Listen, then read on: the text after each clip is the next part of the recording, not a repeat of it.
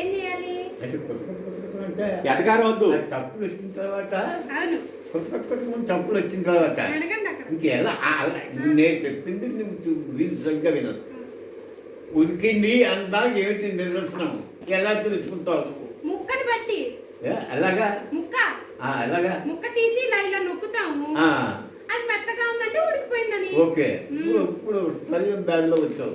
Okay, అంగీకరిస్తున్నానా? అది కొత్త కొత్త కొను అన్నప్పుడు వస్తుంది. అవును, అవునా? అవును. అట్లనే వచ్చిన తర్వాత ఇప్పుడు అదేంటది శనగపిండి నీళ్ళల్లో కలిపి వేయాలి. ఎందుకు? చిక్కపడ్డం కోసం. అది అర్థమైందా? పచ్చగా ఉంటాను, అది గట్టిగా ఉన్నందుకు వేయకూడదు. అర్థమైందా? గట్టిగానే ఉంటే వేయకూడదు, పలచగా ఉన్నందుకు అది చిక్కపడ్డానికి వేసుకుంటారు. ఓకే, తర్వాత బెల్లం వేయాలి. బెల్లం ఎందుకు? తీపి రావద్దా అంటే కావాలంటేనే. మనం తింటాం అది. కొంతమంది యావరేజ్ అవడానికి వేసుకుంటాం. ఆ తర్వాత చింతపండు నీళ్ళలో కలిపేసి బాగా పిసికేసి ఆ తొక్క అవతల బారేసి చింతపండు రసం వేయాలి. అలా ఎంత పోయాలి? నిమ్మకాయ ఎంత నీళ్ళలో నానబెట్టుకుని ముందే నానబెట్టుకుని అప్పుడు వేయాలి. ఆ నిమ్మకాయ ఎంత? అది ఎంత? నిమ్మకాయ ఎంత? అది ఒక ఎంత? ఒక గ్లాసులోనా దేంట్లోనూ? బౌల్లో ఎన్ని నీళ్ళు పోయాలి?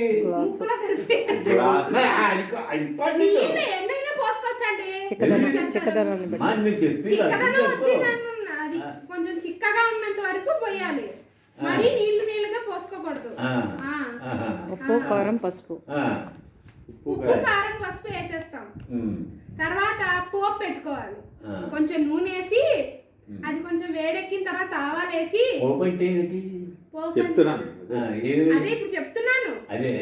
నీ కొంచెం నూనె వేసి వేడెక్కిన తర్వాత నూనె ఆవాలేసి మెంతులేసి రోంత మెంతులేసి జీలకర్ర వేసి బాగా కొంచెం కలిపిన తర్వాత ఇంగు వేసి ఇంగువ కొంచెం ఫ్లేవర్ వచ్చిన తర్వాత ఉల్లిపాయ తర్వాత వెల్లుల్లిపాయ వేసి బాగా కలిపి ఫైనల్లీ ఏమేయాలి?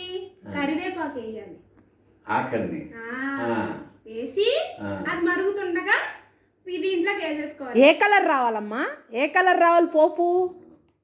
బ్రౌనిష్ బ్రౌన్ కలర్ అంటే కొద్దిగా వేగాలి. బ్రౌన్ కలర్ లో రావాలి. అప్పుడు కాస్త వేగింది అని చెప్పి తెలుస్తుంది. స్మెల్ కూడా ఈ శనగలు ఇది అయిన తర్వాత శనగపప్పు ఇది అయిన తర్వాత వాసన వస్తుంది. అది మంచి పకోడీలు వాటర్లా వస్తుంది. అది ఆ వాసన అది అయితే బాగా వేగింది అని చెప్పి అర్థం అవుతుంది. ఆ రంగు కూడా మారుతుంది. అది